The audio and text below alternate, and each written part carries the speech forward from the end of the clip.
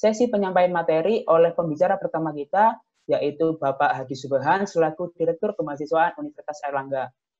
Untuk Bapak Hadi, bisa dimulai Pak Hadi? Iya, kedengeran suara saya, Mas? Kedengeran, Pak? Oh ya, oke. Sekarang ya, mulai. Udah. Ya, silakan, Oke. Pak. Baik, Assalamualaikum warahmatullahi wabarakatuh. Selamat malam untuk semua mahasiswa vokasi ya. Pertama tentu saya apresiasi untuk acara yang diselenggarakan oleh BEM ya, ketuanya Mas Abiyu, dan diikuti oleh semua mahasiswa vokasi begitu. Sebelum ke inti acara soal beasiswa, beberapa hal yang perlu saya sampaikan. Yang pertama, Universitas Airlangga ini sebenarnya perhatian sama vokasi ini sangat besar begitu ya. Pertama dari segi kelembagaannya saja, saya ingat betul waktu menyusun statuta itu kita langsung masukkan vokasi sebagai fakultas. Padahal belum ada satupun perguruan tinggi di luar UNER yang menjadikan vokasi dengan nama fakultas vokasi. Di UGM ada sekolah ya, sekolah vokasi. Nah, kemudian setelah UNER itu ada diikuti beberapa, termasuk juga ITS yang sekarang ya, dan lain sebagainya. Meskipun itu debatable, vokasi kan bukan rumpun ilmu, tapi kok kenapa dijadikan fakultas ya?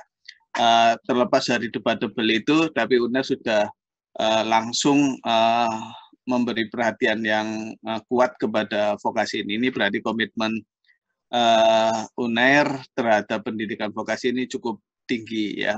Tentu karena ini fakultas baru juga bertahap pengembangannya ya. Tentu tidak sama misalnya dengan tetangga kalian fakultas hukum di mana saya juga mengajar itu.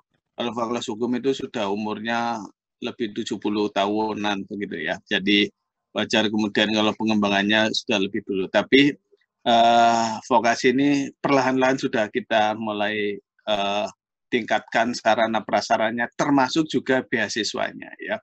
2 tahun terakhir itu sisa kuota beasiswa bidik misi itu kita alokasikan ke vokasi begitu ya.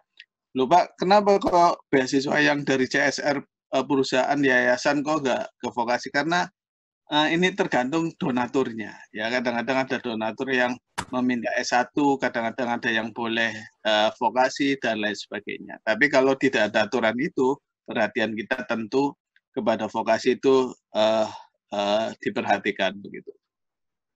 Kemudian yang kedua, tentu pendidikan vokasi ini adalah pendidikan masa depan ya. Kemendikbud ini baru sekarang ini ada namanya Dirjen Vokasi. Yang kebetulan dirjennya itu dekan vokasinya UGM ya, maklumlah presidennya UGM ya, semuanya di UGM kan begitu. Tapi terlepas dari itu semua, ini berarti bahwa negara kita ini memang sedang konsentrasi untuk peningkatan kualitas dan kuantitas vokasi ini ya. Sehingga kalian juga harus percaya diri dan bangga terhadap pendidikan vokasi kita ya. Ketua MPM sendiri Dewi itu ya dari vokasi begitu. Ini menunjukkan bahwa vokasi ini juga pendidikan yang salah satu alternatif yang bagus begitu ya. Saya dulu juga ikut merancang undang-undang pendidikan tinggi, itu vokasi itu sudah disetarakan dengan pendidikan sarjana begitu ya. Jadi kalau dulu itu nggak ada magister terapan, dokter terapan, sekarang doktor terapan sekarang itu ada. Jadi jenjang kalian itu nanti dari D3, D4, kemudian ke S2, kemudian ke S3, semuanya adalah bidang terapan begitu, yang kita istilahkan dengan vocational itu tadi begitu. Dan tentu nanti sarana prasarana juga perlahan-lahan kita tingkatkan, termasuk dari beasiswa seperti yang tadi saya sampaikan. Saya tak share screen ya.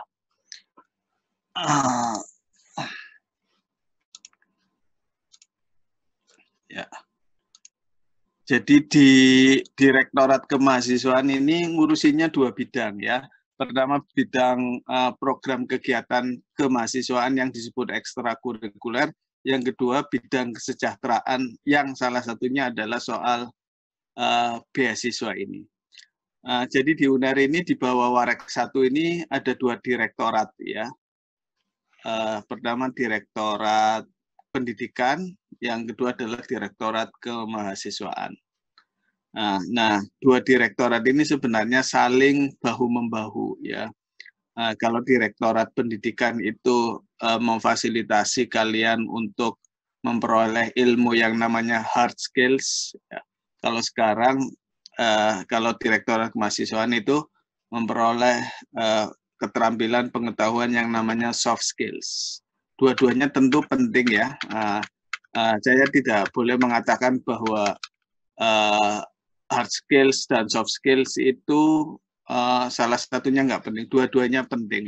Tapi kalau ingin sekedar saya gambarkan ini seperti yang ada di layar ini. Jadi hubungan antara hard skills dan soft skills itu seperti yang saya gambarkan. Yang pertama, hard skill ditempatkan lebih awal daripada soft skills. Artinya apa? Kalian jadi mahasiswa di UNER tentu kualifikasi akademik itu nomor 1.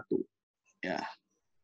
Nggak mungkin kalian mengembangkan soft skill sementara hard skills kalian itu tidak terpenuhi. Bahkan ada evaluasi ya, kalau D3 itu 1 tahun pertama, kalau D4 nggak tahu berlaku 2 tahun atau 1 tahun, kalau sarjana 2 tahun pertama itu ada evaluasi.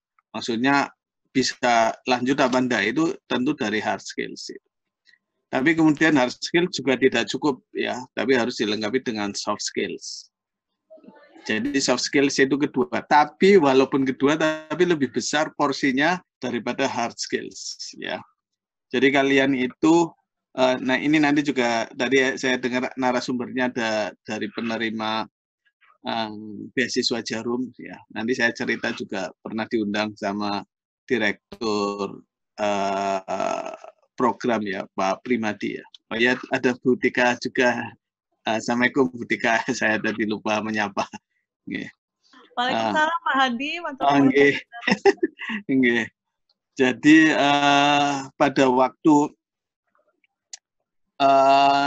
saya didiskusi dengan Pak Primadi itu dari Jarum itu ya, Jarum Foundation itu beliau mengatakan ya, Jarum itu memberikan beasiswa tidak semata-mata ukurannya yang miskin. Kekurangan aspek ekonomi, tetapi lebih kepada pembinaan soft skills. Ya, jadi kalau kalian nanti ikut seleksi Jarum itu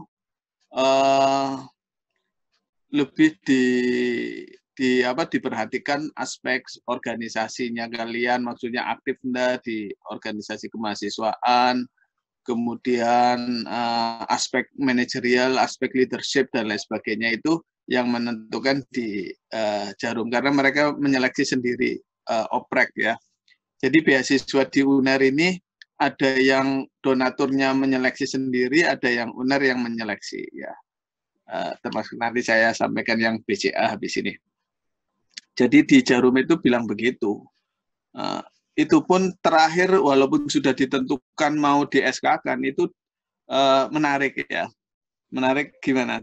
Beliau bilang begini, setelah ditetapkan misalnya dari UNER 10 misalnya ya, maka sebelum di SK-kan itu dicek medsosnya para mahasiswa ya, Facebook-nya, Instagram-nya atau yang lain ya, untuk memastikan bahwa mereka adalah berkarakteristik baik ya. Jangan sampai mahasiswa itu lebih cerdas jempolnya daripada otaknya. Beliau bilang begitu. Maksudnya apa? Maksudnya cerdas nulis status, nyinyir ke orang, menyerang martabat orang, itu jangan sampai seperti itu.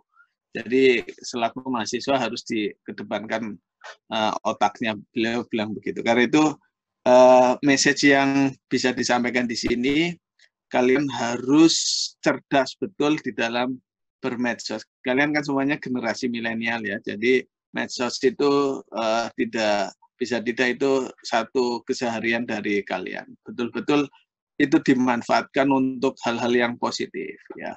Jangan untuk menyerang teman, jangan untuk menghina orang, jangan rasis, ya, jangan nyinyir ya ke pemerintah ya. Nah, beda ya antara nyinyir dengan kritis. Ya. Kalau nyinyir semua apa yang dilakukan pemerintah salah. Ya. Kalau kritis ya yang objektif tentu yang benar. Ada yang tidak benar. Ada kalaupun salah konstruktifnya, solusi yang konstruktifnya bagaimana itu beda ya. Tapi kalau nyinyir ya seperti orang kita nyinyir gitu. Jadi itu pesan dari pemberi beasiswa Jarum seperti itu ya. Tetapi kemudian kebijakan Mas Menteri, Pak Menteri kita itu mintanya dipanggil Mas Menteri ya, karena masih muda umur 35-an. Mau mengintegrasikan soft skill sama hard skills ini ya. Oh ya, ini saya tayangkan ya, satu riset di Amerika ya. Itu pertanyaannya begini, kualitas lulusan perguruan tinggi yang diharapkan di dunia kerja itu seperti apa? Ini ada 20 kriteria ya. Ini yang survei orang Amerika ya, bukan survei hoax ya, hoax di Indonesia. Itu coba saudara 1 sampai 20 itu 19 item itu semuanya adalah soft skills. Yang hard skills itu hanya satu, nomor 17. IP ternyata hanya membantu kalian nanti setelah lulus itu nomor 17 begitu. Jadi bagi para yang IP-nya tinggi itu jangan berhenti di situ. Saya tidak ingin mengatakan bahwa kalian harus IP-nya nggak perlu tinggi, tapi harus tinggi tapi tidak cukup. Harus melengkapi 19 kriteria ini ya, mulai dari kemampuan komunikasi sampai kemampuan kewirausahaan, termasuk kreatif, termasuk sopan begitu ya. Ini ada beberapa hal yang sering juga, ini surveinya Amerika loh, tapi sopan itu masih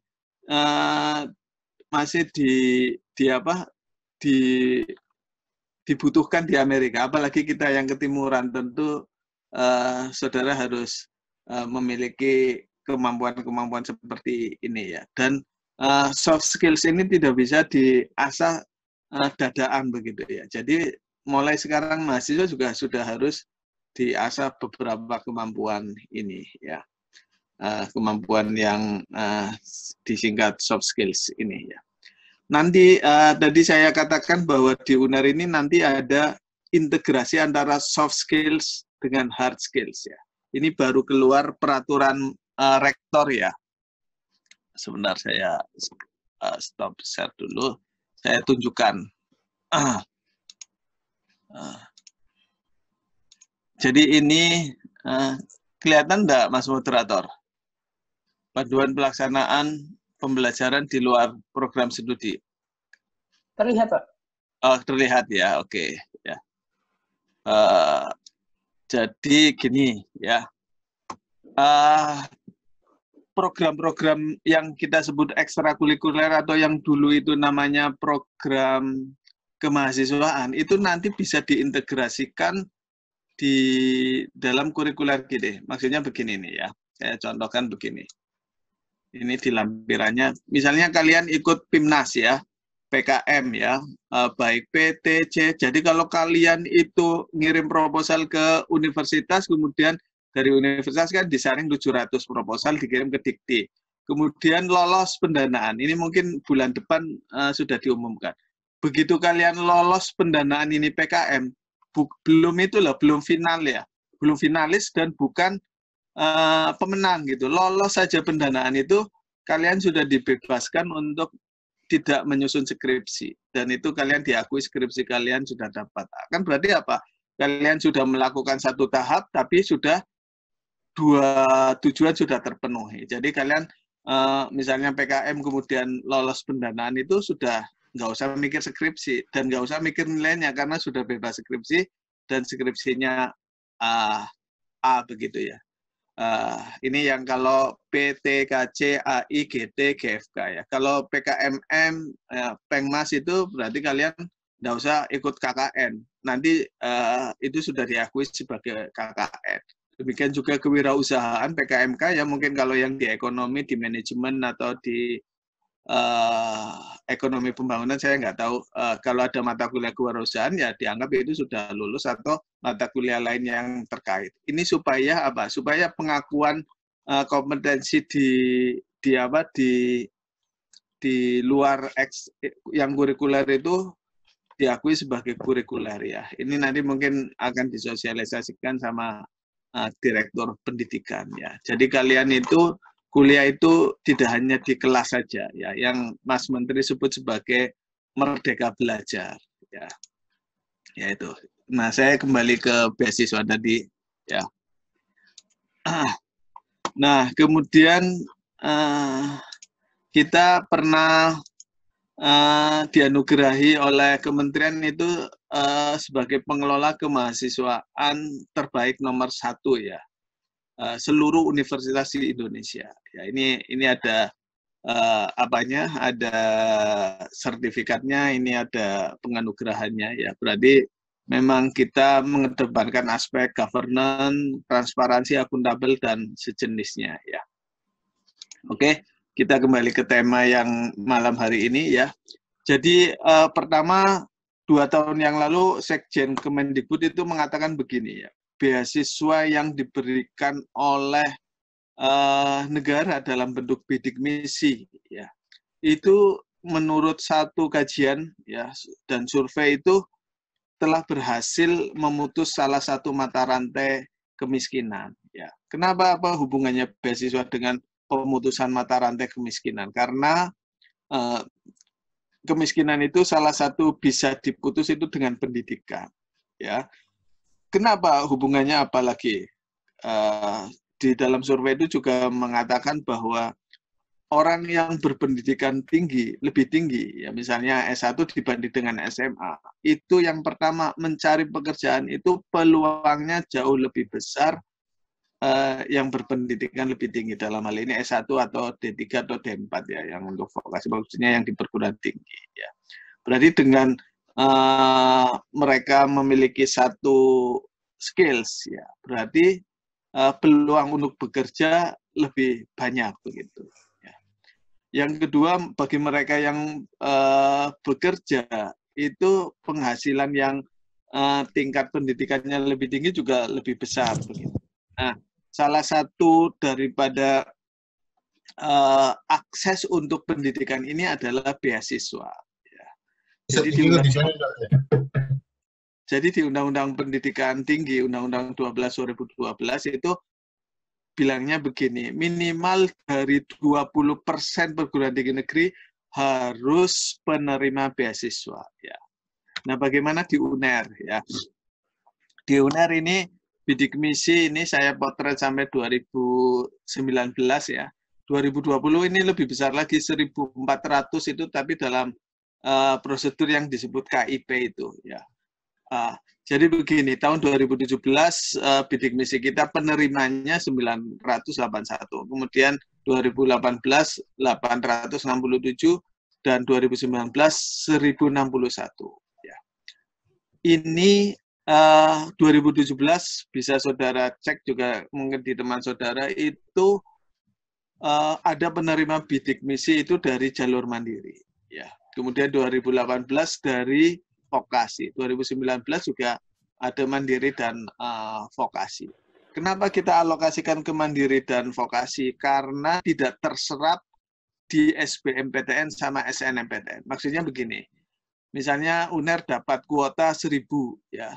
Ternyata yang lolos SBMPTN sama SNMPTN itu kalau di total cuma 700, kan berarti tinggal 300. Nah, 300 kita alokasikan untuk yang mandiri sama vokasi. Begitu ya.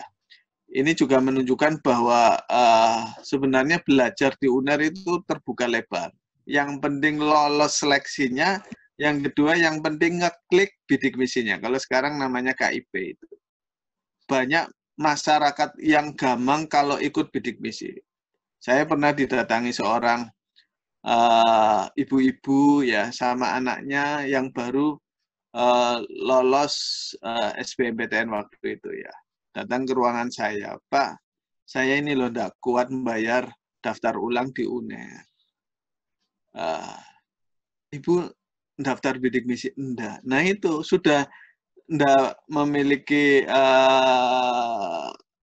uang untuk daftar ulang, tetapi anaknya enggak daftar bidik misi, begitu ya. Misalnya seperti itu. Karena ada masyarakat beranggapan kalau misalnya ikut seleksi SNMPTN atau SBMPTN kemudian juga ikut bidik misi itu nanti tidak lolos. Padahal tidak. Lolos tidaknya SNMPTN atau SBMPTN sama sekali tidak dilihat di jalur bidik misinya itu. Ya, kalau memang nilainya lolos ya pasti lolos begitu. Ya. Nah ini hal-hal yang seperti ini yang kadang-kadang masyarakat tidak memahami. Nah tahun ini bidik misi kita itu 1.400. Kemarin baru lolos di SNMPTN aja 350-an. Ini biasanya SBMPTN juga sekitar segitu. Jadi nanti ada kuota yang kosong yang banyak dari bidik misi kita. Ya. Kemudian yang kedua PPA juga tiap tahun kita dapat alokasi yang cukup besar ya, 1.600, 1.300 sama 1.200. Ya. Jadi kalau ditambah itu tadi yang bidik misi itu kira-kira setahun itu penerima baru itu 2.000 ya plus minus 2.300 2.400 begitu. Cukup besar begitu ya. Nah, ini angkanya ya. Kalau tadi menurut Undang-Undang 25% di UNER itu penerima beasiswa ini tercatat ya di tahun 2020 ini 7.300. Ini artinya 1/4 mahasiswa di UNER itu penerima beasiswa. Ya tentu ada bidik misi, ada PPA, ada yang lain ya. Jadi kalau misalnya UNER ini dibilang kampusnya mahal, ini loh 7.000 orang berasal dari masyarakat miskin penerima beasiswa. Ya. Jadi nggak ada hubungannya dengan kampus mahal. Ya. Orang mandiri saja kita alokasikan bidik misi. Mestinya kan mandiri itu untuk cari uang kan begitu. Tapi enggak, kita bantu juga dari mandiri dan juga dari vokasi ya. Ini beberapa perbandingannya. Ini beberapa beasiswa yang ada di UNER, mulai dari beasiswa pemerintah, kemudian beasiswa lembaga, beasiswa perusahaan, kemudian beasiswa yayasan dan lain sebagainya. Nah, bagaimana UNER kemudian membagi kuota ini? Biasanya kita kirim surat ke, kalau bidik misi kan dari negara ya tidak melalui UNER, tapi kalian daftar sendiri dan lain sebagainya. Kalau PPA itu yang nyeleksi fakultas, kemudian fakultas mengirim ke universitas. Sehingga setiap kali kita ngirim surat, ya contohnya begini, ini yang baru kemarin kita upload ya. Ini usulan beasiswa Bakti BCA. Kalian bisa masuk ke situsnya kemahasiswaan mengenai informasi-informasi beasiswa yang ada di sini. Nah ini di sini keluar nanti pengumuman itu. Tentu harus melalui fakultas ya. Tidak bisa langsung ke universitas ya. Ini mungkin lagi ada masalah jaringannya. Nanti bisa kalian upload sendiri. Jadi semua beasiswa itu kita umumkan di portal kita supaya kalian juga rajin-rajin itu. Ini contohnya beasiswa Mandiri Syariah, beasiswa VDMI, kemudian macam-macam ya. Nah, kalian bisa lihat di situ. Supaya semua mahasiswa itu minimal mengetahui infonya. Kalau dapat ya Anda bisa dapat semua karena keterbatasan kuota ya. Kalau yang menyeleksi adalah pihak pemberi dana ya kita tidak bisa ngapa-ngapain, kita hanya bisa memberikan informasi saja begitu ya. Dengan demikian kalian yang misalnya keterbatasan ekonomi kemudian berprestasi baik ya, rajin-rajinlah pertama mengunjungi situs website kemahasiswaan, yang kedua menanyakan ke Kasubag kemahasiswaan di fakultas. Kadang-kadang beasiswa itu juga cepat informasinya, 1 minggu kemudian harus selesai dan lain sebagainya. Karena itu biasanya di Kasubag kemahasiswaan juga stok apa yang ada di situ atau apa yang sering sambang ke kemahasiswaan. Dan tentu Universitas Airlangga di samping beasiswa ini kita dibantu yang namanya satu lembaga yang dipimpin Bu Tika itu Pusplas ya, Pusat Pengelolaan Dana Sosial ya. Yang itu juga kerap kali membantu mahasiswa-mahasiswa untuk melakukan satu kegiatan dan lain sebagainya yang tentu mendukung visi Universitas Airlangga sebagai World Class University. Ini mungkin nanti akan disampaikan lebih detail oleh Bu Tika. Demikian moderator saya kembalikan ya, saya akhiri nanti bisa diskusi lebih lanjut. Sekian, Assalamualaikum warahmatullahi wabarakatuh. Waalaikumsalam warahmatullahi wabarakatuh. Terima kasih Pak Adi atas informasi yang telah diberikan. Untuk teman-teman semua, saya ingatkan lagi, untuk mikrofon bisa dimatikan terlebih dahulu, tapi untuk kamera bisa dinyalakan ya. Setelah ini masuk ke sesi penyampaian materi yang kedua oleh Dr. Tika Widyastuti, selaku Ketua Pusat Pengelolaan Dana Sosial. Untuk Bu Tika, silakan Bu.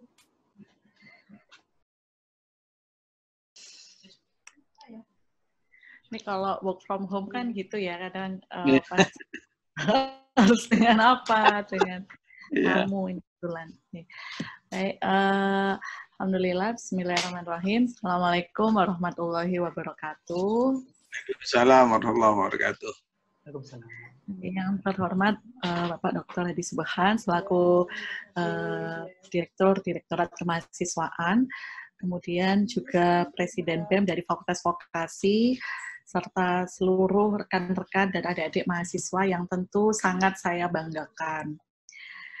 Pada malam hari ini sebuah kehormatan ya bagi saya mewakili Puspas, Pusat Pengelolaan Dana Sosial Universitas Airlangga, diberi kesempatan untuk sharing yang luar biasa, ini hampir 200 peserta ya di dalam webinar ini, dan yang lebih membanggakan lagi semua hadir tepat waktu seperti tadi. Jadi begitu saya langsung masuk Zoom, loh sudah 150 lebih, ini luar biasa.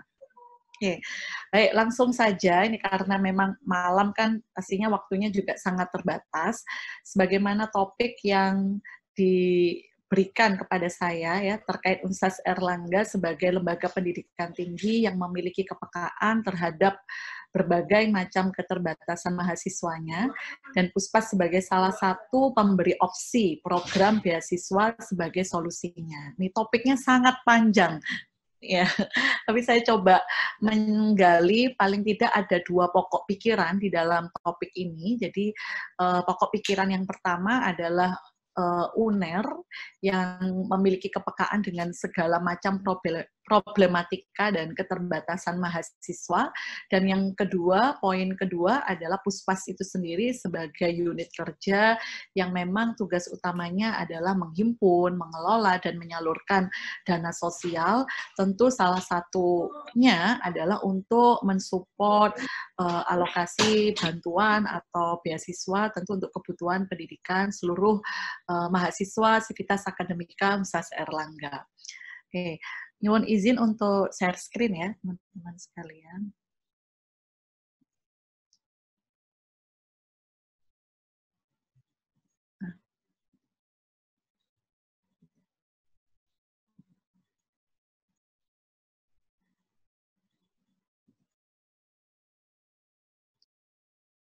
Ya. Sudah nampak? Sudah ya, harusnya. Oke, saya lanjutkan.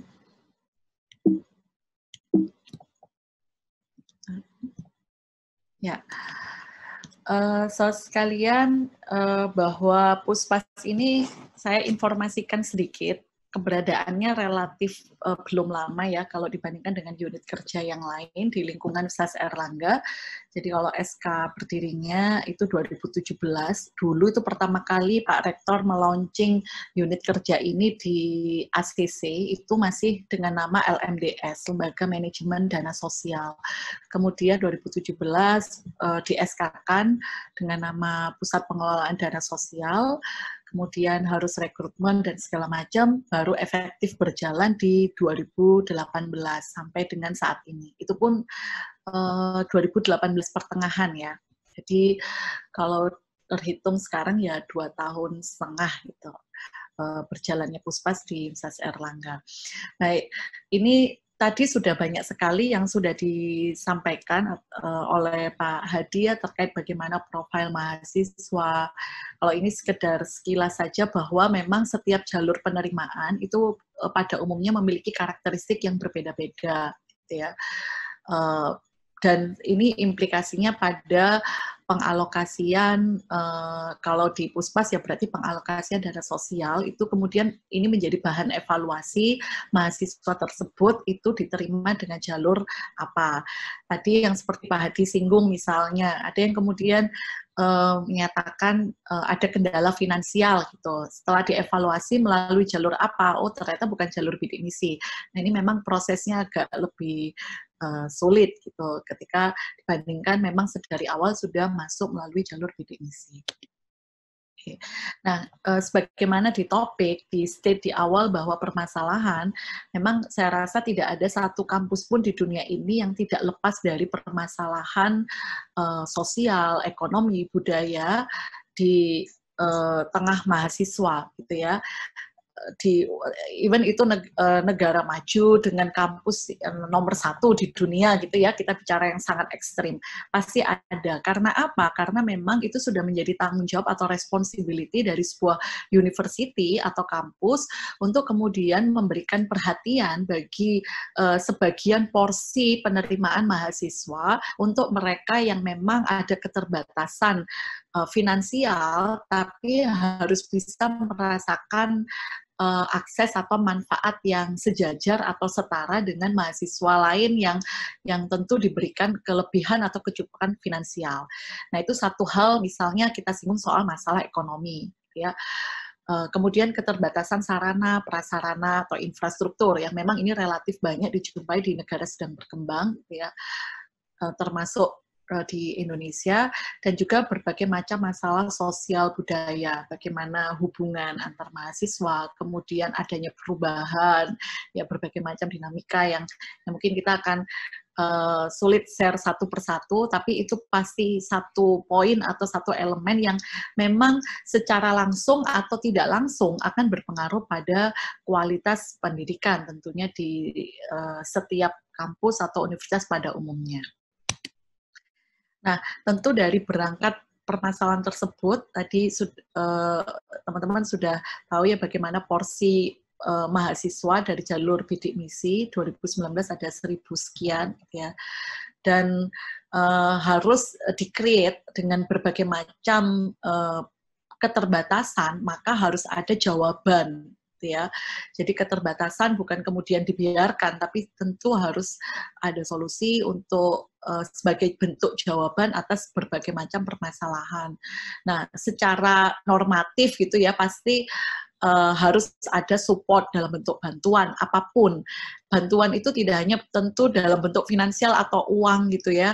Justru biasanya resources non finansial itu jauh lebih signifikan berdampak signifikan pada penyelesaian permasalahan, peningkatan kualitas tentunya, dan inisiasi Pak Rektor untuk membentuk satu unit khusus tersendiri untuk mengelola dana sosial. Dan memang setelah kami benchmark ke beberapa kampus yang masuk 5 besar gitu ya di Indonesia, relatif belum ada yang memiliki unit kerja secara tersendiri atau secara khusus yang memang tupoksi utamanya hanya untuk mengelola dana sosial. Jadi ini di Kemensos juga Universitas Airlangga sebagai kampus pertama yang terregister gitu ya, sebagai sebuah entitas yang mengelola dana sosial yang berbasis kampus. Jadi kita kampus pertama yang terregister di Kementerian Sosial. Ini secara umum saya perlu sampaikan. Nah, ini teman-teman mungkin ada yang baru sekilas saja mengenal Puspas atau memang yang sudah tahu sejak awal karena terlibat dalam aktivitas, karena di kita ada yang namanya sahabat Puspas. Jadi sahabat Puspas itu adalah mahasiswa yang pernah mengajukan permohonan bantuan atau akan atau secara tidak langsung memang terlibat dalam setiap event atau aktivitas Puspas. Nah, itu ada komunitas yang tergabung dinamakan Sahabat Puspas, dan itu ada pengurusnya, ada pengurus Sahabat Puspas yang di setiap kampus ABC itu juga ada koordinatornya. Nah, mungkin kalau yang aktif di situ sudah tahu sekali gitu ya, tapi kalau belum aktif atau baru sekilas tahu, maka sudah menjadi ini ya tanggung jawab saya juga selaku Ketua Puspas untuk memperkenalkan Puspas itu seperti apa, positioningnya seperti apa, dan harapannya kebermanfaatannya juga seperti apa. Jadi kita tentu tidak keluar dari SK Rektor bahwa memang tugas utamanya adalah menghimpun, mengelola, dan menyalurkan bantuan yang ditujukan tentu untuk dan Ustadz Erlangga dalam rangka membantu, mensupport, mewujudkan visi dan misi Ustadz Erlangga. Ya. Nah, visinya memang menjadi pusat penghimpunan dana sosial ya yang inovatif, tentu terpercaya sebagai penopang kemandirian, dan tentu misinya harus menjadi lembaga yang terpercaya, profesional tentu, dan diakui. Jadi memang tidak mudah ya untuk mengelola donasi sosial dibandingkan donasi pada umumnya, karena ini adalah dana umat yang Rp1 pun itu harus kami pertanggungjawabkan sebaik mungkin dan harus seakuntabel mungkin. Karena ini pertanggungjawabannya tidak hanya di dunia, ini di akhirat juga. Ini jadi luar biasa amanah yang tidak mudah sebenarnya. Tapi insya Allah lah, selalu kita tidak putus semangat untuk berikhtiar sebaik mungkin untuk menjaga amanah ini juga sebaik mungkin. Nah, teman-teman sekalian, bahwa donasi sosial itu pasti secara umum teman-teman hanya tahu dana sosial ya, tapi sebenarnya ada dua bentuk, dana sosial dan dana abadi. Bedanya apa? Jadi kalau dana sosial itu dana yang memang langsung habis dipakai. Ya, seperti misalnya memberikan apa, lalu dialokasikan, lalu kalau dana abadi itu yang harus tetap terjaga nilai pokoknya, tapi harus senantiasa kita kembangkan nilainya. Nanti return atau imbal hasilnya itu yang nantinya akan dialokasikan untuk dana sosial. Nah, ini jadi macam-macam. Dana sosial itu sendiri ada zakat, kemudian ada dana sosial pada umumnya, dana abadi endowment fund, itu bahasa umumnya, tapi kalau dalam Islam itu ada tambahan lagi yaitu wakaf. Jadi wakaf ini sebenarnya sama dengan dana abadi, cuma dikelola sesuai dengan prinsip Islam. Dan UNER itu sejak 2018 sudah tersertifikasi sebagai Nazir. Nazir itu adalah lembaga pengelola wakaf yang mensertifikasi langsung dari Badan Wakaf Indonesia gitu ya, yaitu badan yang memang dibentuk oleh Presiden untuk mengelola wakaf. Nah, ini sedikit saja saya perkenalkan karena memang nanti kaitannya juga dengan beasiswa ini. Jadi karena kami ada program yang namanya Gria Khatijah, memang sementara ini adalah untuk memanfaatkan rumah yang diwakafkan, wakaf manfaat untuk Universitas Erlangga, yang lalu kita kelola untuk menampung mahasiswa, baik yang mampu maupun yang tidak mampu, gitu ya. Yang kalau dalam awal ini Gria Khatijah akan insya Allah siap menampung 34 mahasiswa. Tinggal di situ akan diberi pendampingan, akan diberi pembinaan, skill-skill yang itu tidak didapatkan di bangku kelas gitu atau perkuliahan. Jadi ini kita memberikan tidak hanya support beasiswa dalam arti UKT dan living cost gitu ya, tapi ada plus-plus yang lain. Jadi ada pendampingan dan sejumlah program kurikulum yang lain. Nah, itu didapatkan dari mana? Itu merupakan salah satu bentuk pengelolaan wakaf produktif. Nah, ini yang perlu saya perkenalkan. Jadi wakaf itu apa? Wakaf itu adalah salah satu bentuk donasi sosial yang memang tidak boleh berkurang nilai pokoknya, dan ini adalah satu-satunya donasi sosial kalau dalam Islam itu adalah yang bisa memberikan kemanfaatan sebagai bentuk sedekah jariah. Jadi kalau sedekah jariah itu adalah bentuk sedekah yang pahalanya tidak putus gitu ya, selalu mengalir, even pemberi wakaf atau wakif ya, istilahnya wakif itu sudah meninggal dunia, tapi pahalanya tetap terus mengalir. Nah, kita Universitas Erlangga itu tersertifikasi sebagai wakaf uang, jadi lembaga pengelola wakaf uang. Jadi adik-adik mahasiswa punya uang 5.000 saja atau 10.000 gitu ya, itu kalau misalnya kita memberikan ke mereka yang tidak mampu gitu ya, misalnya untuk bantuan makan gitu, ketika itu sudah 10.000-nya dibelikan makan, lalu dimakan dan habis, maka sudah selesai, pahalanya terputus sampai situ. Tapi kalau 10.000 kemudian itu dirupakan dalam bentuk donasi wakaf atau diwakafkan, maka pahalanya akan terus mengalir even wakifnya setelah meninggal dunia. Nah, itu salah satu bentuk bedanya wakaf atau kelebihan berwakaf dibandingkan donasi sosial yang lainnya. Nah, kalau zakat saya rasa sudah tahu semua ya bahwa itu memang wajib dikeluarkan untuk kita semua yang jumlah hartanya itu sudah memenuhi ketentuan minimal atau nisabnya. Itu harus dikeluarkan, wajib ya, wajib dikeluarkan. Dan zakat bisa juga disalurkan ke Puspas, karena Puspas itu atau Unses Erlangga adalah unit pengumpul zakatnya Basnas. Basnas itu Badan Amil Zakat Nasional atau lembaga zakatnya milik pemerintah. Nah, ini kenapa saya perkenalkan ini, karena pengalokasian atau penyaluran untuk beasiswa itu sumber dananya dari mana? Ya dari pengelolaan wakaf produktif dan juga alokasinya dari zakat. Itu yang nanti dialokasikan untuk membantu support pendanaan beasiswa. Nah, ini ada beberapa skema penyaluran yang kita merujuk pada Peraturan Rektor nomor 54 tahun 2019. Jadi ada 9 ini, ya, beasiswa pendidikan, dana talangan. Kalau beasiswa saya rasa sudah paham ya maknanya.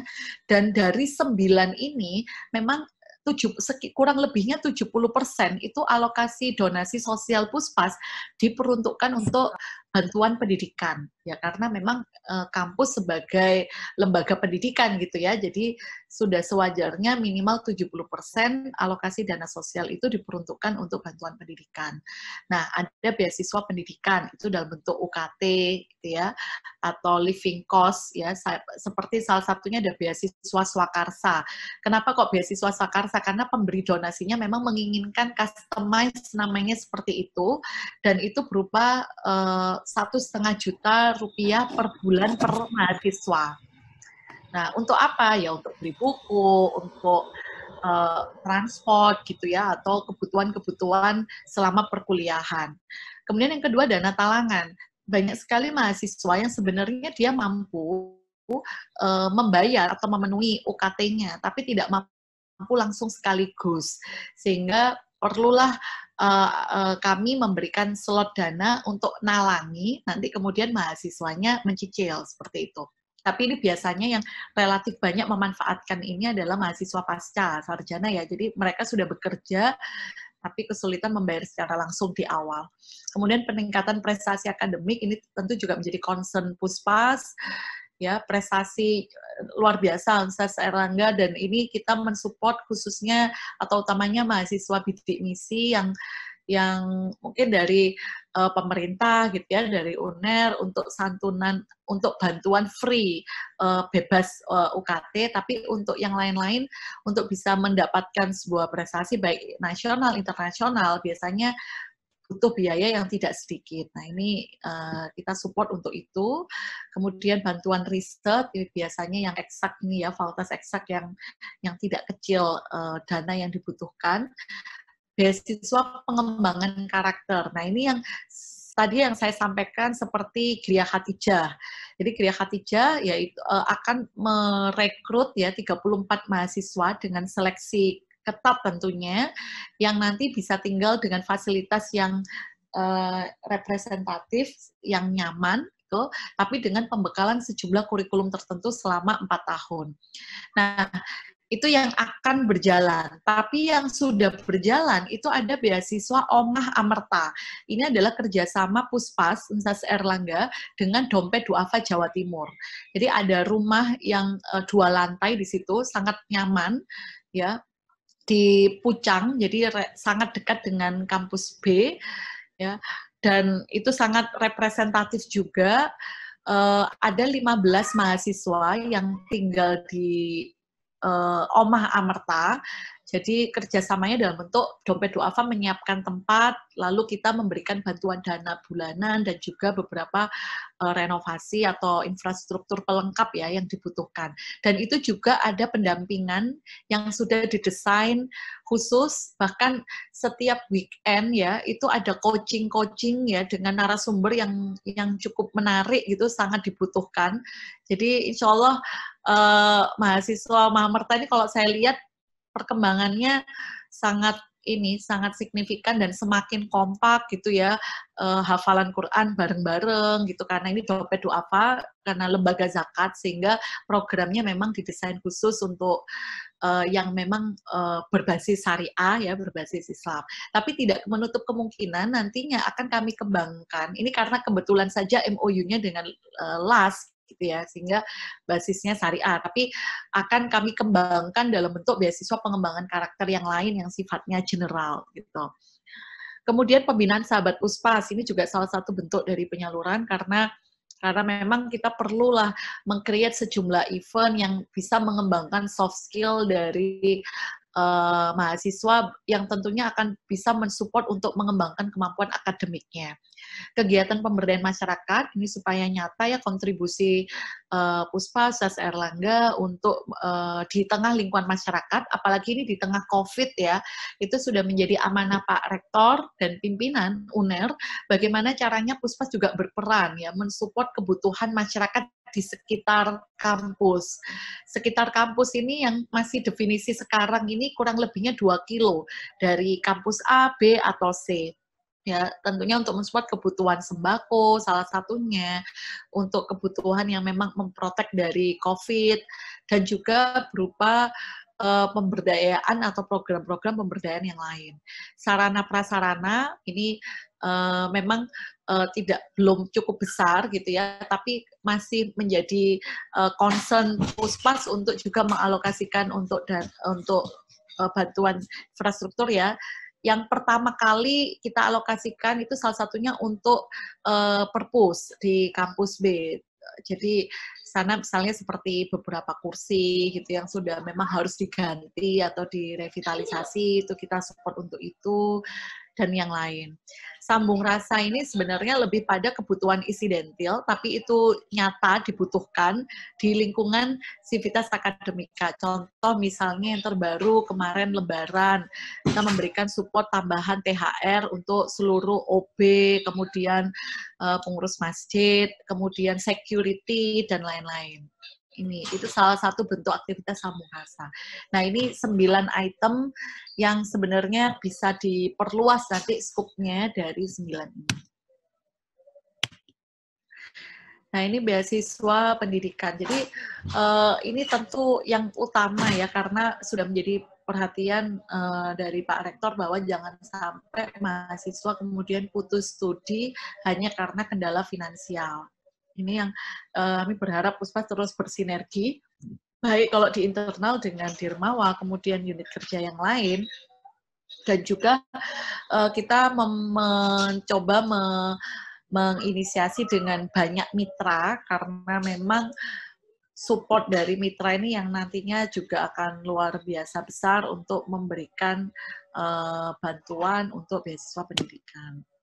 Nanti kita bisa lebih banyak diskusi nanti dalam hal ini. Ini saya rasa sudah saya jelaskan. Prestasi akademik tentu seperti delegasi student outbound, conference gitu ya.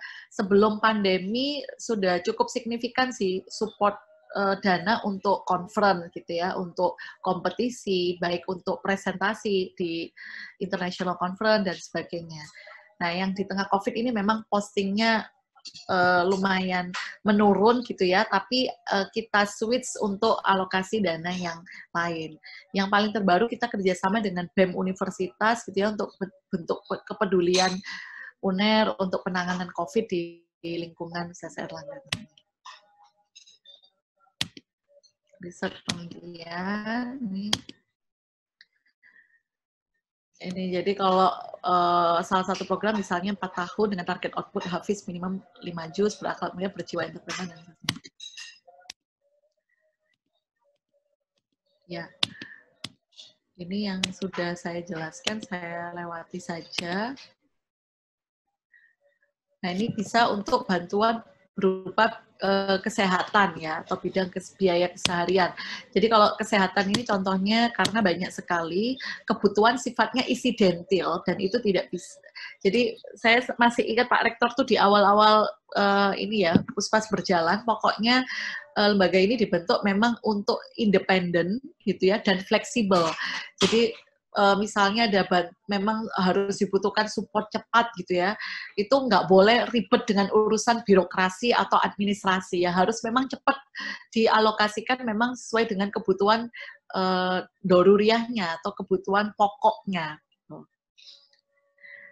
Ini bantuan UKT dan ini yang tadi saya sampaikan beasiswa Makmerta. Jadi ini yang di sebelah saya ini Pak Khalid, yaitu Kepala Dompet Duafa Jawa Timur beserta pimpinan. Jadi setelah seleksi khusus kemudian kita seremonial untuk menerima mereka, lalu kita buat acara yang memang khusus untuk engagement ya, antara karena kan namanya tinggal cukup lama ya, jadi kan memang harus ada bonding yang kuat antara antar sesama mahasiswa dan juga dengan Puspas dan juga dengan Dompet Duafa gitu. Jangan sampai kemudian, dan alhamdulillah tambah lama semakin dekat seperti keluarga kandung gitu ya, nggak ada satu yang kemudian nggak nyaman mengundurkan diri, alhamdulillah tidak ada.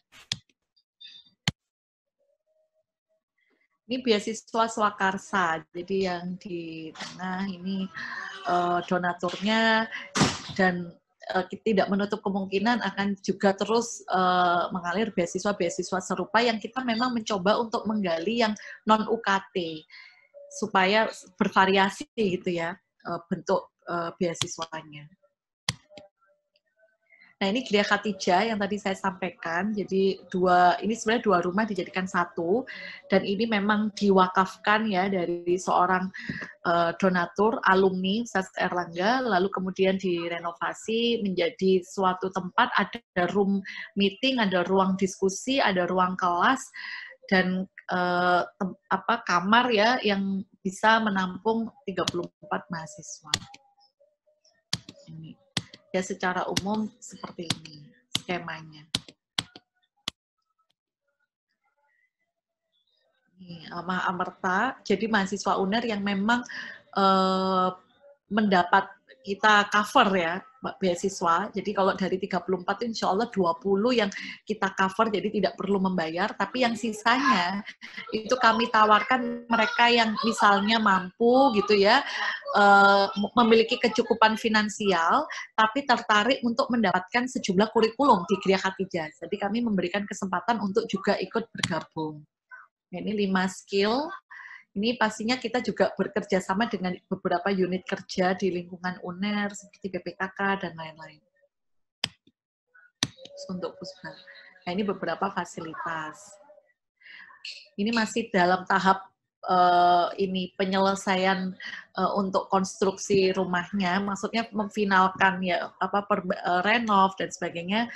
60-70%. Ini kalau tidak ada COVID harusnya sudah selesai, tapi karena COVID kan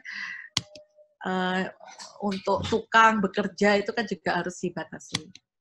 Ini beberapa prestasi student exchange ke Taiwan, dan alhamdulillah mereka yang kemudian didanai atau disupport bantuan dari Puspas itu mayoritas selalu akhirnya berprestasi. Misalnya berangkat untuk presentasi di sebuah kompetisi akhirnya menang, seperti Evi Aninatin Nikmatul Khoriyah ini ya dari FVB. Ini yang di tengah ini, yang pakai cadar ini, akhirnya menjadi best graduate, jadi lulusan terbaik dari summer course. Ini beberapa. Ini juga Nusrotul, ini mahasiswa bidik misi, yang alhamdulillah langsung bertemu ini ya, dengan Dr. Yunus Grameen Bank. Ini penelitian salah satunya. Ini hanya satu contoh saja. Ini dari mahasiswa Fakultas Perikanan dan Kelautan. Nah, ini kemudian Puspa juga support untuk bantuan kesehatan.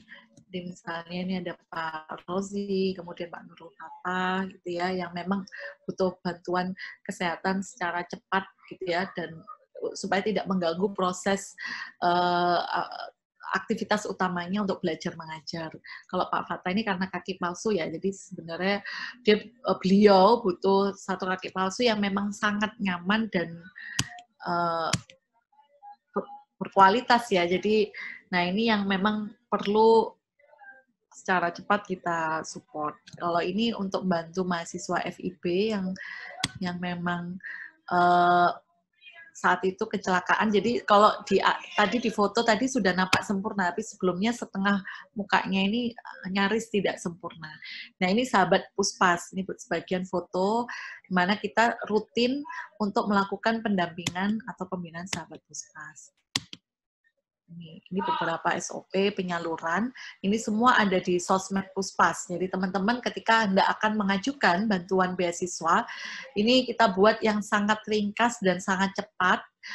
Dan ada aplikasinya DA Merta. Jadi kalau di tengah COVID ini, maka bisa mengajukan permohonan juga secara online melalui aplikasi DA Merta. Ini. Dan ini saya tunjukkan fotonya, ini baru per 30 Desember kemarin kita menempati ruang yang baru, dan ini memang di luar gedung rektorat ya, gedung utama rektorat, supaya nanti kalau misalnya datang itu memudahkan mahasiswa langsung ketemu sekretariat Puspas. Dan ini 100% didanai dari CSR-nya Bank Syariah Mandiri untuk membangun sekretariat yang baru ini. Itu saja saya rasa sharing singkat ya pengenalan Puspas dan kemudian bagaimana bentuk support Puspas yang memang mayoritas ya hampir 70% alokasi donasi sosial kita peruntukkan untuk support beasiswa atau bantuan pendidikan untuk seluruh mahasiswa dan sivitas akademika Universitas Airlangga. Itu saja mungkin Mbak dari saya, terima kasih, nanti kita sambung di diskusi. Untuk selanjutnya, langsung saja kita lanjut ke sesi ketiga, yaitu bersama Kak Natasha. Jadi karena Kak Natasha ini penyampaian materinya berupa video materi, jadi mungkin Kak Natasha jika ingin menyampaikan beberapa penegasan atau informasi lebih lanjut mengenai video materi bisa disampaikan sekarang.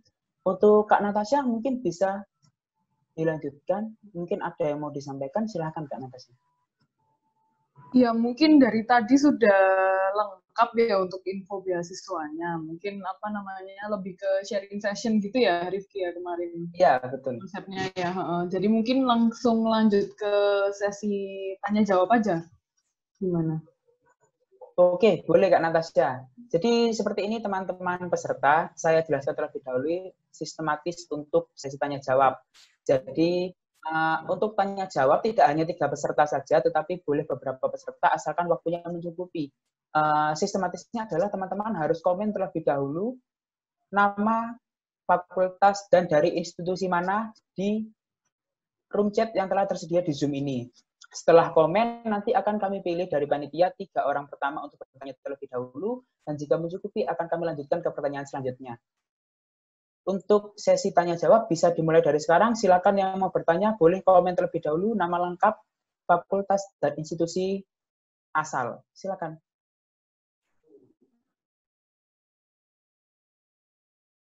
Untuk yang mau bertanya tidak ya,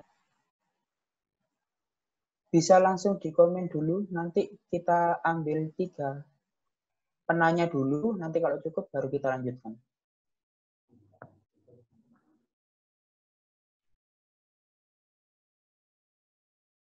Jangan di private ya teman-teman ya. Untuk ini aja, untuk everyone aja, cek untuk everyone. Karena kalau di private nanti nggak kelihatan.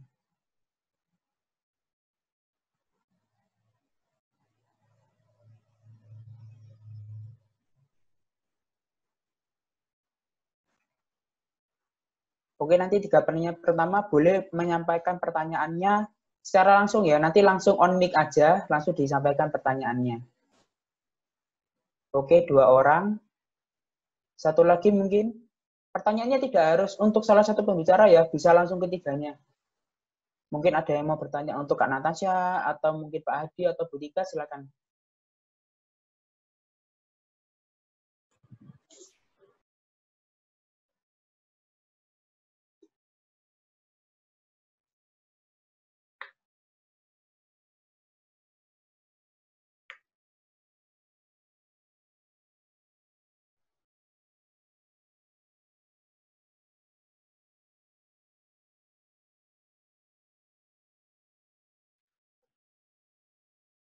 Oke, karena masih 2 yang barusan komen di chat Zoom, langsung saja untuk Kak Siti Rodotul Janah dari D3 Administrasi Perkantoran Angkatan 2019 dari Universitas Airlangga, bisa dinyalakan mic-nya dan langsung bertanya.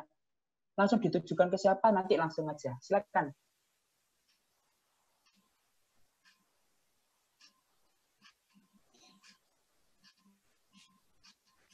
Kak Siti Rodotul, bisa disampaikan pertanyaannya.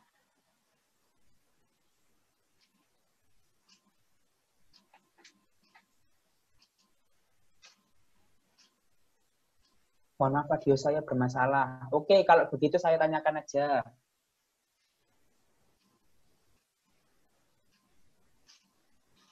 Selamat malam, saya Siti Rodotul Janah dari D3 Administrasi Perkantoran 2019 Universitas Airlangga.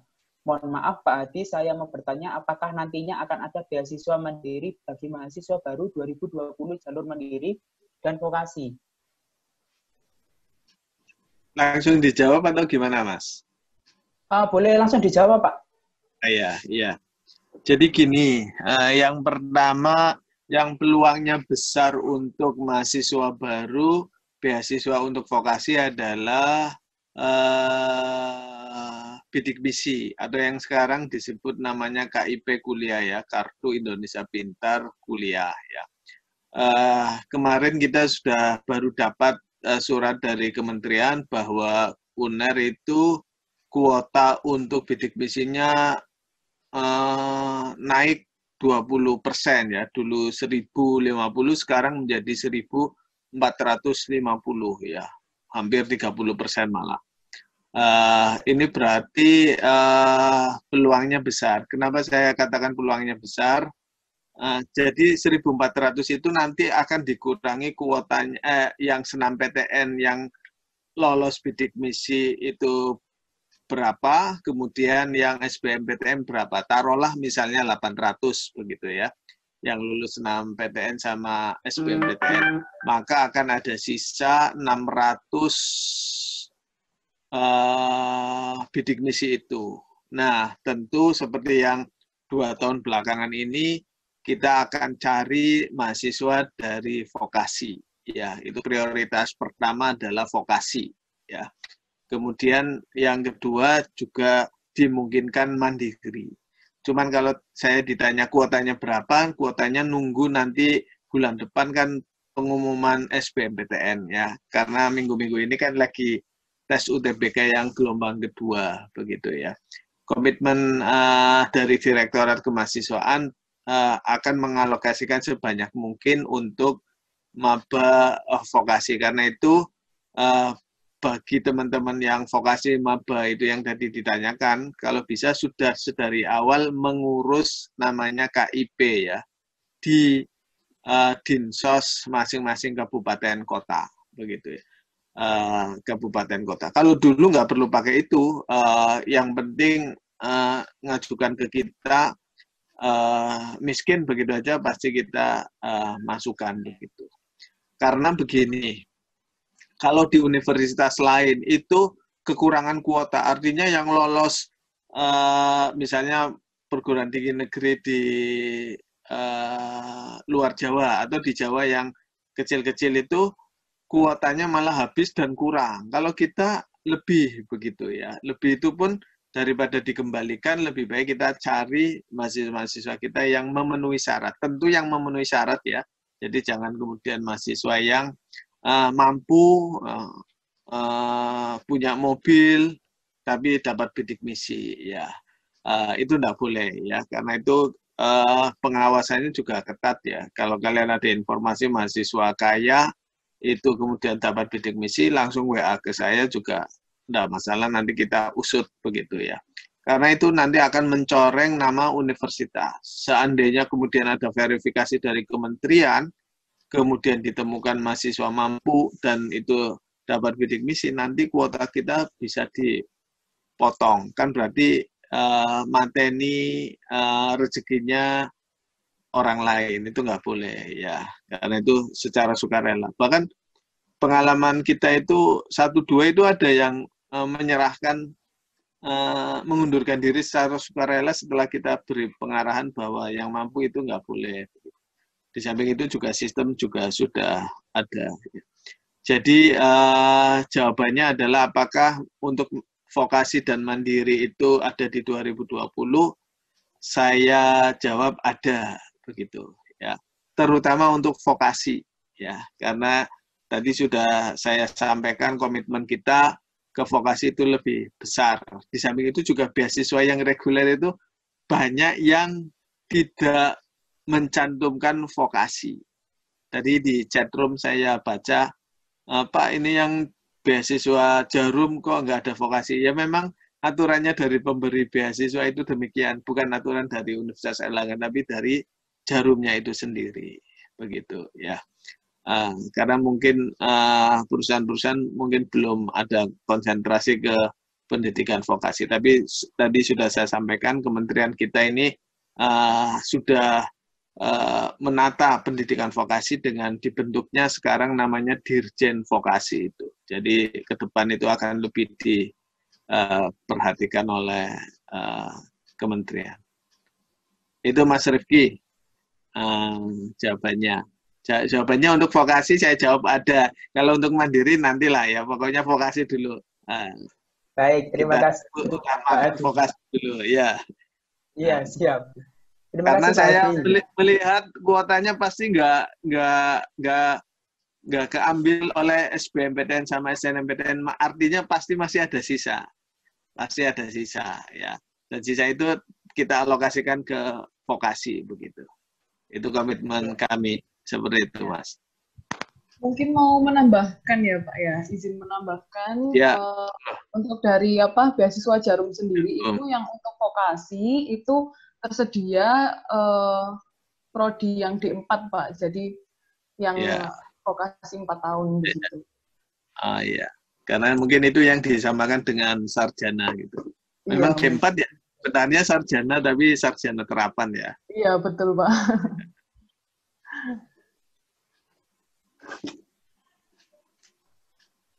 Baik teman-teman, jadi seperti itu penjelasan dari Pak Hadi dan juga ditambahkan penjelasan oleh Mbak Natasha. Jadi untuk ada atau tidaknya pasti ada, tapi kuotanya juga belum bisa dipastikan. Dan untuk yang Jarum tadi ada, tapi untuk yang diploma 4 atau sarjana terapan. Jadi kalau misalkan teman-teman yang di 3 mungkin kok enggak ada gitu, ya itu memang karena kebijakan dari Jarumnya memberikannya kepada pihak diploma 4 seperti itu. Untuk selanjutnya kepada Kak Marita, silakan Kak Marita bisa dinyalakan mikrofonnya dan langsung diajukan pertanyaannya. Ya, baik, terima kasih atas kesempatannya. Saya Marita Trisanti dari Prodi Pengobat Tradisional Fakultas Vokasi Universitas Erlangga. Jadi pertanyaan saya ada 2. Yang pertama untuk Bapak Hadi. Jadi di sini beasiswa untuk Fakultas Vokasi terutama D3 Pak itu kan sangat jarang. Selain bidik misi itu ada FIDMI, tapi kuotanya itu sangat sedikit kalau nggak salah. Ya. Nah itu apakah mungkin ada informasi lagi dari pihak lain mungkin? Ya. Itu yang pertama. Untuk yang kedua untuk Bu Tika selaku Ketua Puspas, apakah yang berhak menerima beasiswa itu hanya mahasiswa yang tidak mampu untuk yang pendidikan ya Bu? Dan apakah jika sudah menerima beasiswa lain, misalnya beasiswa bidik misi atau yang lain, itu masih boleh menerima? Terima kasih.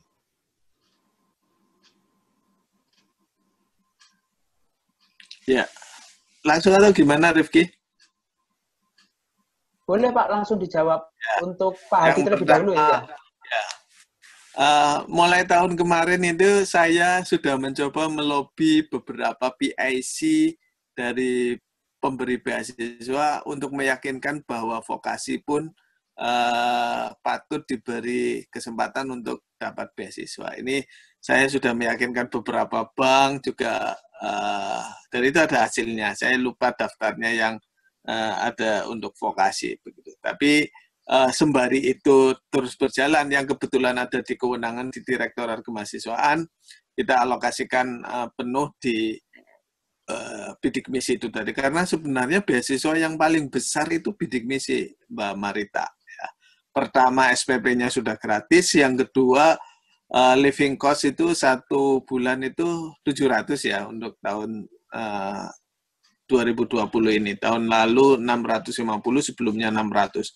Itu sampai 4 tahun. Itu kan nggak ada beasiswa yang mulai semester pertama sampai semester akhir itu nggak ada kecuali bidik misi.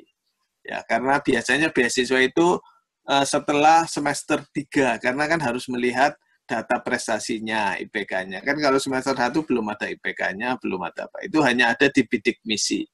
Ya, bidik misi. Jadi sebenarnya bidik misi ini komposisinya di Universitas Airlangga juga hampir 20%, begitu ya. Tapi juga begini, kalau misalnya kuota banyak kemudian di vokasi ternyata taruhlah ada 400 kuota untuk vokasi, ternyata yang memenuhi 300 ya 300 saja. Jangan kemudian yang nggak memenuhi syarat itu dijadikan bidik misi. Tadi kan nanti melanggar ya, karena orang kaya yang kemudian terima itu melanggar ya, nanti kita dikenakan sanksi begitu.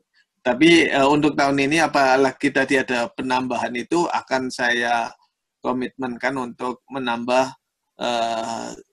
yang di vokasi itu, Mbak. Sambil saya juga melobi beberapa manajer-manajer beasiswa untuk meyakinkan bahwa sekarang pemerintah itu sudah memperhatikan lebih kepada vokasi ya, seperti yang tadi saya sampaikan, baru dalam sejarahnya ada dirjen, namanya dirjen vokasi, yang tadi dirjennya itu dari dekan sekolah vokasi UGM itu tadi.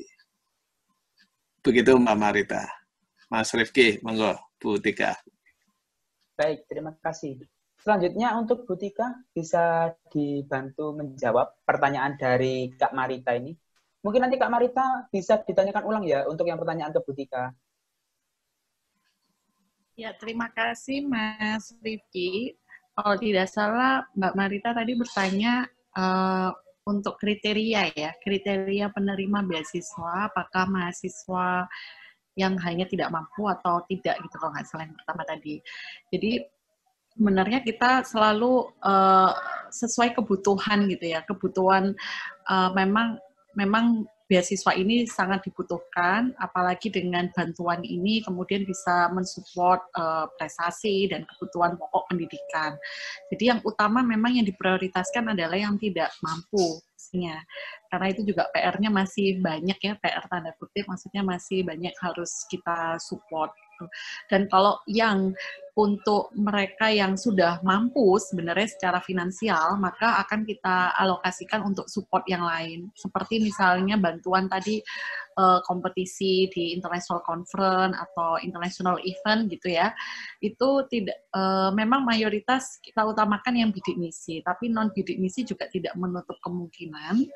Ya, biasanya nanti akan ada ini kita postingkan secara apakah memang akan support untuk registrasinya atau dikombinasikan dengan sumber pendanaan yang lain biasanya. Terus yang kedua, nah ini saya lupa yang kedua, gimana Mbak Marita? Atau itu aja tadi ya pertanyaannya? Sama itu Bu, yang penerima misalnya udah menerima beasiswa terus daftar lagi, itu apakah belum? Sebenarnya beasiswa itu kan bentuknya luas ya. Apakah bantuan UKT ataukah living cost gitu ya. Kalau dia udah dapat UKT, bantuan UKT yang 1 semester sekali, tapi memang membutuhkan untuk living cost-nya, kita masih bisa, kita tetap bisa alokasikan. Tapi kalau sudah sama-sama untuk UKT, misalnya sudah free UKT ya kan, itu jelas tidak gitu ya. Jadi supaya tidak double funding. Memang di dalam form itu memang harus salah satu kriterianya tidak sedang menerima beasiswa yang lain untuk skema yang sama. Misalnya untuk skema UKT gitu Mbak contohnya. Ya, itu Mas Rifki. Baik, terima kasih Bu Tika atas penjelasannya. Bagaimana Kak Marita, sudah jelas atau mungkin ada yang mau ditanyakan lagi? Silakan. Sudah, terima kasih. Sudah, oke. Terima kasih Kak Marita. Untuk selanjutnya bisa Kak Ajeng Gila. Silakan Kak Ajeng Gila, kalau misalkan ada yang mau ditanyakan. Ya, terima kasih. Saya Ajeng dari D3 TLM UNER. Mau tanya sama Bu Tika, tadi kan dijelaskan bahwa ada bantuan mengenai prestasi akademik. Nah, itu administrasinya seperti apa ya, Bu? Cara pengajuan bantuan dananya seperti apa? Terima kasih. Sama-sama. Kita sebenarnya administrasinya inginnya tidak menyulitkan mahasiswa ya, karena kan prinsipnya mahasiswa datang mengajukan permohonan bantuan itu pasti sudah dalam keadaan yang tidak lapang atau dalam keadaan yang sulit, sehingga kita tidak ingin semakin mempersulit gitu. Kita tapi minimal syarat-syarat yang kami ajukan itu memang yang sudah menjadi standar audit, karena kan kita diaudit ya oleh KAP ya, Kantor Akuntan Publik, sehingga kita harus juga memenuhi kriteria yang dibutuhkan. Nah, terkait dengan pengajuan bantuan, entah itu untuk prestasi akademik dan yang lain-lain, sebenarnya standarnya sama. Jadi yang pertama adalah ada surat pemohon ya dari yang bersangkutan atau mahasiswa yang bersangkutan. Kemudian yang kedua adalah dari surat pengantar fakultas ya dari dekanat, karena memang dulu di awal diinisiasi harus ada surat pengantar fakultas supaya kemudian pihak fakultas juga tahu bahwa mahasiswa A memang sedang dibantu oleh Puspas, itu supaya nanti bisa sinkron saja. Dan yang ketiga tentu surat keterangan yang lain, misalnya kalau ikut kompetisi ya diberikan informasi mana memang terregister ikut kompetisi itu, dan disertai dengan proposal singkat gitu. Jadi profil dari kegiatan tersebut dan sebagainya. Dan juga nanti ada satu form identitas yang memang harus diisi saja. Itu saja sih untuk kelengkapan yang dibutuhkan. Baik, terima kasih penjelasannya, Bu Tika. Mbak Mas Ading Rifki, gimana? Mas Iya, Rifki. Pak Hadi. Ini tadi nambah yang Marita nanyakan ya. Oh iya. BI ini tahun ini kemarin kan ada yang dapat ya dari vokasi beberapa itu, karena memang dialokasikan untuk vokasi juga BI ya. Jadi nanti dipantau aja tahun ini ada lagi apa enggak. Kemudian yang PPA itu juga kan kuotanya banyak PPA. Ya. Cuman saya dengar PPA untuk tahun ini kelihatannya masih belum ada pengumuman ya, nada-nadanya untuk PPA ini tahun ini mungkin dialokasikan untuk semua bidik misi itu gitu, sehingga kuota bidik misi ditambahi, yang PPA kemungkinan ditiadakan, kemungkinan. Cuman kita lihat nanti pengumuman lebih lanjut. Jadi yang kuotanya besar PPA untuk nanti kita alokasikan ke vokasi. Kalau PPA itu biasanya dibagi 15 fakultas itu. Taruhlah tadi 1.500 ya, berarti masing-masing fakultas ada 100 kuota rata-rata ya, rata-rata. Gitu Mas Rifki. Baik Pak Hadi, terima kasih penjelasan tambahannya.